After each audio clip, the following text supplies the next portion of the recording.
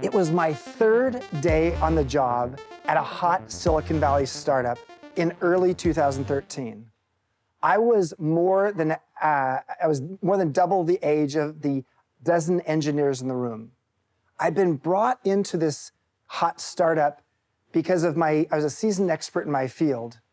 But in this particular group of geniuses, young geniuses and engineers, I felt like a complete newbie. So I did everything I could to actually be invisible. And then the wizard, the 25-year-old wizard who was leading the meeting, turned to me and said, "Chip, if you shipped a feature and no one used it, did it really ship?" I looked at him, my jaw dropped, and I said, "Chip is in deep ship, because I have no idea what you're talking about." There was an awkward silence. He moved on to someone else. I slid down in my chair, and I could not wait for that meeting to end. That was my introduction to Airbnb more than 6 years ago. I'd been asked by the 3 millennial co-founders to come in and be the head of global hospitality and strategy, as well as the in-house mentor to Brian Chesky, the CEO and co-founder. Now, I'd spent from age 26 to 52 being a boutique hotel entrepreneur. And so I had a lot of hospitality knowledge accumulated. But after my first week on the job at Airbnb, I realized that the brave new home sharing world didn't need most of my old school bricks and mortar insights, hospitality insights. A stark reality rocked me.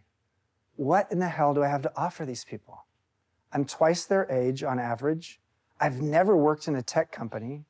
By the way, back then in early 2013, when Brian said to me, when he was trying to convince me to join the company, he said, "I'm going to Uber over to your home and let's talk about it." And I said, "What's that? What's Uber?" I didn't have an Uber or Lyft app on my phone in early 2013. So I was in a place that was not my natural habitat. I was also 52 years old, which is not exactly the age where people try new things to sort of see if they're going to succeed or fail. But instead of actually turning my nervousness, my anxiety into judgment against these young geniuses, I decided to see if I could match my wise eyes with their fresh eyes. And I actually started to imagine myself as almost like a modern Margaret Mead amongst the millennials, because I actually got curious. I got curious about what we could learn from each other. And I came to realize that we had a lot to learn from each other.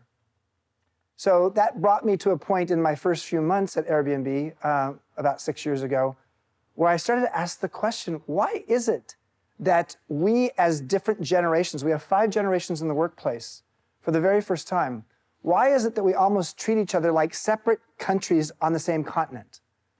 We actually haven't learned how to open up the borders and the dialects so we can actually learn from each other.